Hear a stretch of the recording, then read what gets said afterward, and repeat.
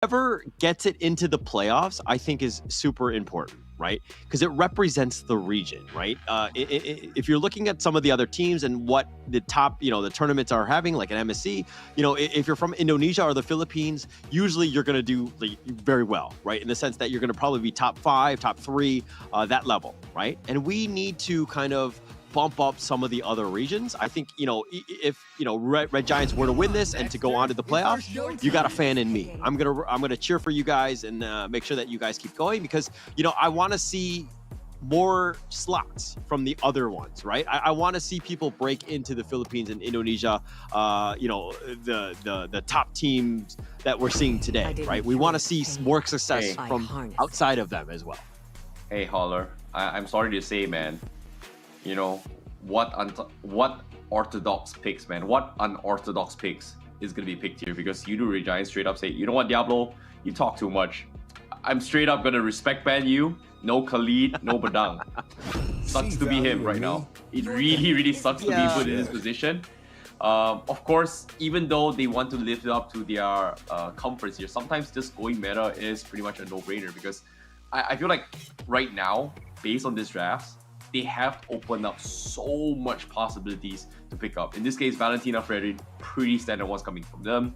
Yudu, they pretty much double down on the Claude, means that the only other pretty decent counter to face off against Fredrin, obviously, is going to be the Yeef, Martis if they want to mirror them, Baxia. Not a big fan of it, but it kind of negates the regen that is being used by the Sky God in the helmet. So, I don't know. Is Yudu Era Giants gonna play something standard? Yep, they are gonna play something standard. Or what? Okay.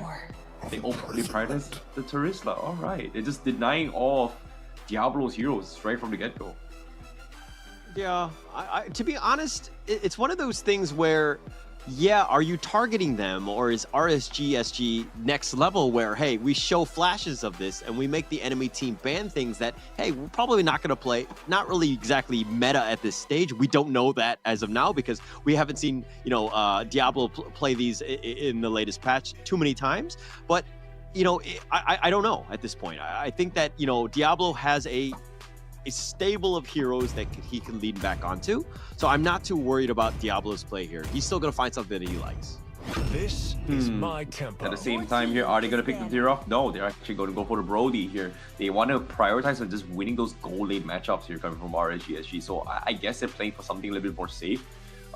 Personally, I thought that RSG SG might have gotten the Dirov instead. Just because of the fact that Dirov do shred through that very chunky HP of Dirov, and it actually sets up for a lot of physical damage if Yudu Red Giants decide to go for it, or maybe even pick it up for themselves on the XP lane. It isn't too bad of a matchup against Terizla. Like, it's not the greatest, but at least, if Goldjust makes a mistake, Diablo can just potentially just one-shot him with those Abyssum strikes, so the combo. So I guess, they're living up to that. For them to ban. Do they want to ban it? It's gonna be the question. Nope, they're not. They're actually gonna go for the Grok instead. Okay, interesting. Okay, all right. It's a decent ban. I think it would have provided a little bit of an issue and just kind of control, because you've got that with the combination of the rule manipulation as well as Terizla and his penalty zone. You have a lot of potential with that. So I understand the Grok ban there. But one thing, let's talk a little bit about the Brody pick here by RSGSG. What are your thoughts on this? Because almost every time I see the Brody in the games for day 1 and 2, the Brody really hasn't been able to shine, and he's really underwhelming, at least compared to the Claude. Okay.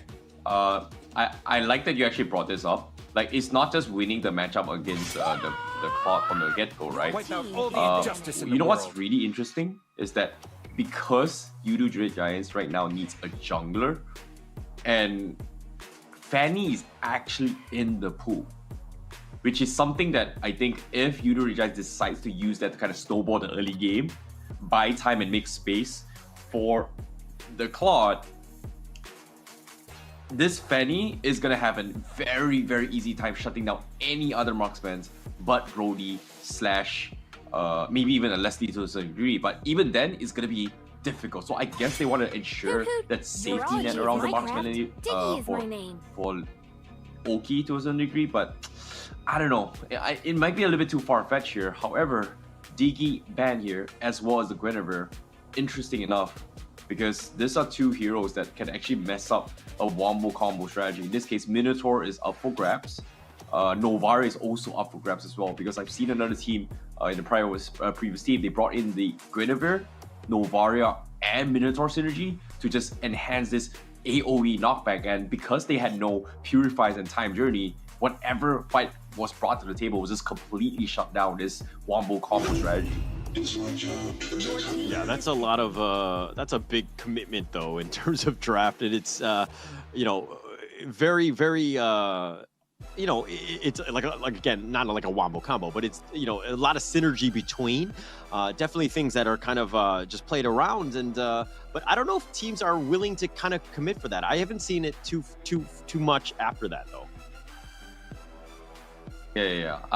That's the thing, right? That it's based off one of the Laos teams here. I need to find the information for you guys. Let me look back a little bit here. Who was that team that actually played? Yeah, you CFU Gaming from Laos actually played it, and they actually made it work so convincingly, and it was just so smart.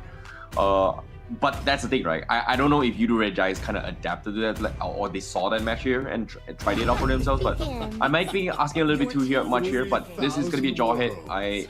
I guess this Jawhead is gonna be a jungle Jawhead coming from RSG. Pretty straightforward. Not a big fan of it, but it does clear minions very quickly. Yudo Red Giants going for the Ruby, very safe bet as well. Especially for the recent emblem changes as well. You know, the announcer did mention multiple times, hey, Ruby in particular is gonna have a huge buff. You know, you can use Brave Smite, you can use this, yada yada. Lifesteal is amazing on this hero. But of course, you know, I guess Yudo Red Giants really wanted to play a lot of CCs. And in this case, you know, what is weak against CCs? You know, Fredrin. You know, getting knocked back means you are not going to be able to change off those points really well. Sometimes, if you get a little bit lucky, the Appraisal's Ralph's animation gets cancelled midway. So I guess that's the idea that Yudo Red Giants going for. But RSG, they get the final pick Joy, and I actually think it's not bad. The Joy pickup is actually pretty good if you think about it. Okay. All right. I like it, but hang on. We kind of glossed over the Jawhead here. Any thoughts on that one?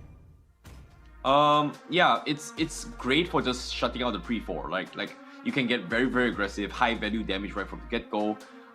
You know, when you drive a Jawhead jungle, you are looking to win your pre-4 right from the start. You are looking for like early first bloods. And maybe even try to snowball from out of there. But if you don't get those kind of leads here, it is going to be very difficult, because you are put in a situation where, do I play full DPS Jawhead or do I full tank? Because eventually you are going to lose out on your power spike very quickly compared to any other jungler. So I guess they're taking a gamble in that regards. Whereas for Yudo Red Giants, they do have way much more fallback potential in this composition. So definitely I am going to be leaning a little bit more on Yudo Red Giants. Not because I'm biased, but based on my analysis on this draft. Isn't Jawhead actually the roamer in this one? I mean, looking at this lineup, I think it's the jungle. I think it's the jungle. Because I'm pretty sure Fredrin Bray, that's usually his like signature series, but we're gonna find out anyways as of who's okay, you're what. Right. I was just asking a little bit too much. I'm asking. It's all good. It's all good. I mean, yeah, like Jawhead is not a conventional pickup here, just because I know that Bray loves his Fredrin, right? They will almost first pick it, if not, in this case, second pick it for them. But it's definitely his champ of choice. Now, you know, Jawhead, we don't see too much of it. We've seen it a little bit in MPL SG. I haven't seen Lucian on it though, but I felt like Yudo Red Giants had kind of picked up some of the better ones, and unfortunately that's was left with it. But now Diablo on the Joy, doing a little bit of damage on the Pancake, and Gochus is going to join the fight, and Fuji gets smashed, takes some damage, and he has to flicker away. The reason why I actually kept bringing on the Jawhead is that I was expecting RSG to go unorthodox. That's the reason why. But no, that's not gonna be the case here. Of course, Yudo Red Giants, they anticipate the early aggressions of what Jawhead can bring to the table. I was expecting maybe a high-end dry somewhere along. Sorry, not high-end dry anymore. It's called Master Assassin now. Up on Lucian, if he wants to go for like a 1v1 combo. It's like, I guess we won't know until the emblems kind of show up later on. But for now, I guess they are playing something a little bit more standard. Diablo is going to get pressure from YRG Giants. Nothing super major yet. They are definitely trying to stop RSG from playing this early proactive rotations and trying to secure early turtle for the team. So both teams kind of mirroring me here, but bottom side, obviously, Super Red is not going to have a good time against a Brody. This was pretty much a talk during the draft, right? Like RGSG, they want to win those lane matchups first for the gold lane and then see how things go from there. In this case, OK doing a fantastic start here against the bot.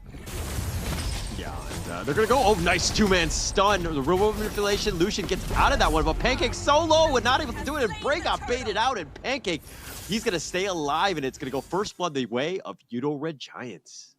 Yeah, this is what I'm talking about, you know, like Pancake, you know, CC's really stopped Bray from doing his combos, and because of that, that one button from Pancake just giving him a little mini stun, and they just couldn't do anything. And on top of it all, look at this, triple Brave Smipes coming from YRG Giants give them that extra sustainability to stop from this early aggression. Like 5% max HP may not mean a lot in the early stage of the game, but it is enough to give you like tank 2 auto attacks, which is great, especially for heroes like Terizla, Mortis, where they have very, very good early in-game max HP from the start. One thing to note is that Bougie is not the normal starter of RSG. It is normally Roy, but Bougie's kind of stepped up, and I think that they've done all right. But you could see a little bit of a disconnect. They're not 100% on the same page, as Lucian has made an appearance here. But again, look at how YRG Giants are moving around the map. They're sticking together. They're just kind of, they have almost 4-man just sticking, you know, side by side, holding hands, ensuring that they secure a good lane, at least for the mid lane.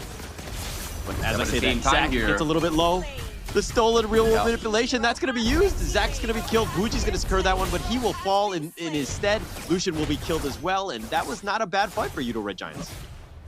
Yeah, but at the same time, they trade off Gojes on the top side as well, which is a little bit unorthodox considering that Diablo and Bray was so far deep. I'm surprised Gojes actually went for the Ego challenge, but I guess he did it with the intention that his teammates were fighting in the middle lane. So if he died a little bit too quickly or they just let him run free, Diablo would have just caused even more chaos down middle. So I guess they were just trading across the map in terms of just sacrificing life. But all things considered, both sides had a pretty decent trade thus far, but here's a big fight in the turtle now. Oh, Bray, he's getting whittled down. He's going to be killed. Skies will take that one. Ashura Aura throwing back Bougie, not letting him get away. He's going to be killed as well. And this is starting to go bad. I mean, it's a 2-for-1 in favor of YRG Giants. Yeah, that was a little bit awkward there. But at the same time, YRG Giants, they do have the early aggression here. Skies is just a little bit too far ahead. He's got level 8 now. He's got so much CCs, and like I said, you know, like Mortis and Ruby is just a very, very annoying hero to deal with. Like now Pancake looking for the flicker. Oh, okay. He actually went for the I'm Offended. Didn't really connect, but Oki is a little bit too much damage here now. Oh, he took a lot of damage on that one, and Zach's going to zone him out. He's going to be fine, and they're just going to kind of wait this one out. I mean, with this minion wave pushing, let it go for as long as possible, because you're... Oh, but Pancake getting a little bit low himself. Oki is here. Skies is going to join the fight. He's going to go for the back end. He wants Oki. He does take him out, and he slices and dices him, and he kills him, and Skies is going to be on the run. He goes under tower. He don't care. Yeah, but he even forced out the Retribution as well. So that's going to be another downside here if he decides to go for the invade coming from RSG. But looking that they are losing so much control now, and Oki pretty much died a little bit here. This gives Super Red a little bit more room to kind of roam around, get a little bit to make his farm come back. But speaking of farming his comeback here, he is able to lead away, but Bray now is going to get caught out alone. Yeah, caught out alone, but he's tanky enough. Bray, like, this is his almost, you know, his main. I've seen him play Fredrin so many times, so he knows the limits of it. He's just trying to provide as much vision as possible, and it took 3 of them, and none of them could kill him. So understanding that that's the limit, but now Pancake trying to go in. He makes a beeline for Oki, and it looks like the shade away, but Skies, it's a trap. He goes from the flank, and he's looking to just focus on Bougie, and Bougie does get away, and a little bit of a commitment by YRG Giants. You know, I swear, Skies, if he decided to go for it, he would have gotten the kill. But I guess he didn't want to take the risk because of the fact that if he died there, Oki would have bounced back, then that would to actually match super rate. So, and that's not exactly what he wants to do. So I guess discipline is in order. And here comes from Yudo Red Giants. I like it. But of course, RSG, they're still looking for an ambush down bottom though. Look at this, Lucian.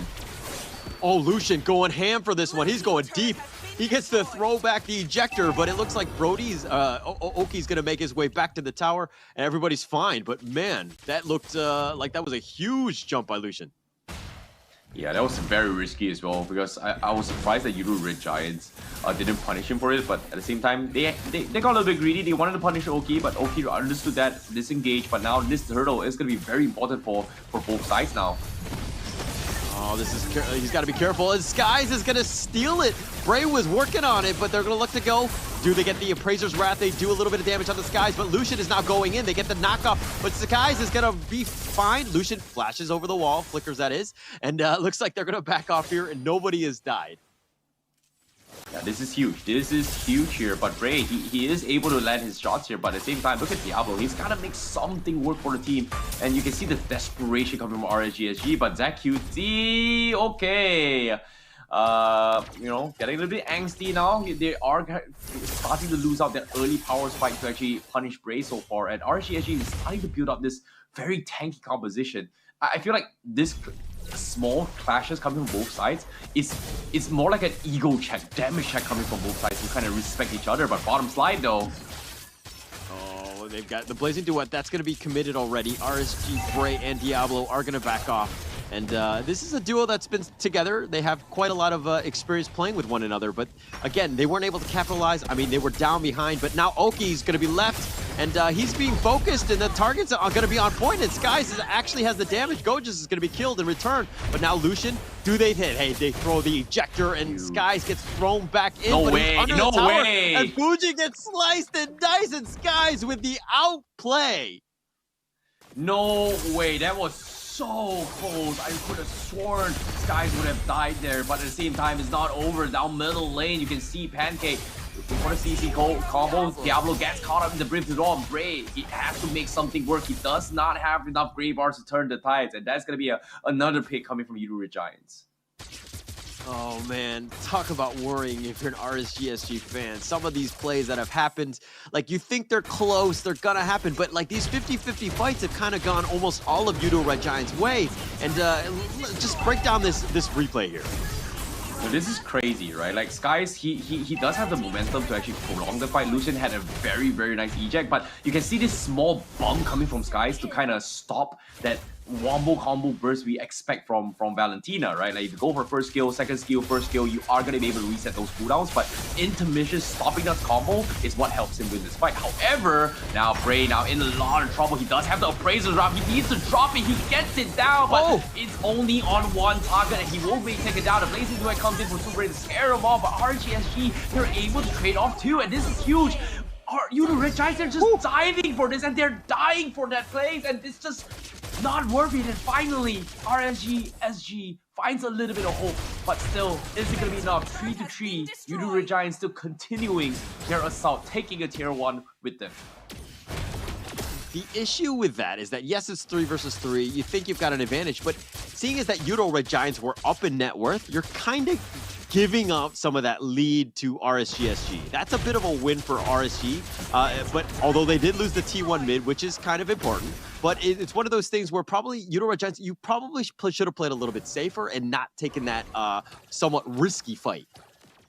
Yeah, but at the same time though, they do trade off a tier 1 up top with Super Ray, so that's huge, but the fight comes in as well. Bray gonna be point of interest for now. Lucian forced to use his second skill, not gonna be able to go for the eject, and now they are forced to disengage. Yudo Red Giants wants to catch them off guard, but RSG, they're nowhere to be found. They're just waiting on cooldowns for now. But it is going to be the Lord Dance for now. And pay attention to Diablo. He is looking for the flying angle to connect to this. And Lucian looking for the eject. He actually missed. He's going to get caught up. And now the I'm offended.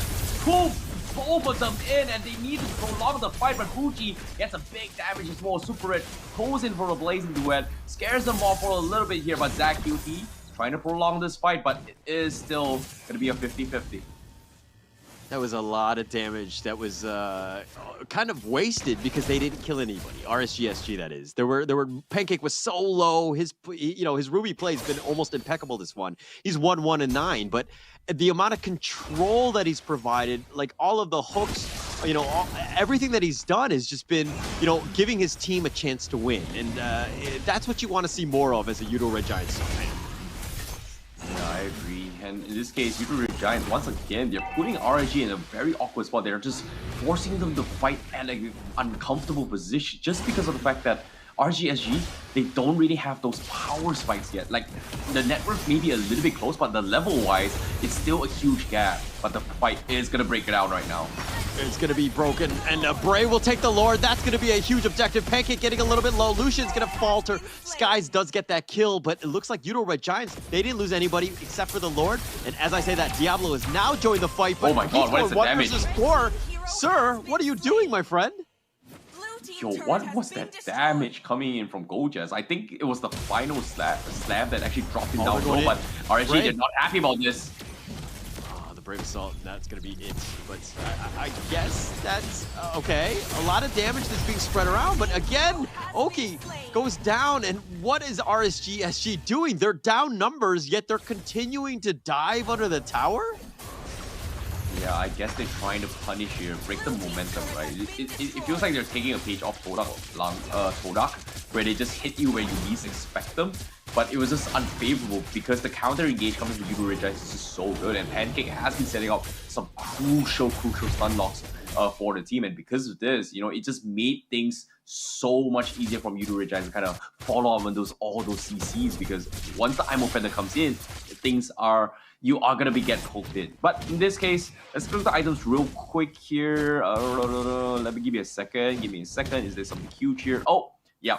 Winds of Nature almost going to be the next purchase coming from the cloud. And when that happens, this is where Super Red is going to pop off as well. Oh, they've got the pullback. They found Bray, and they're going to blow up Buji first. He's going to be the first one on the list. Aki has to flicker, but he gets killed. Super Red is going to make him pay, and Bray is going to be back in. He's going to die a second time. Call that man a Gemini.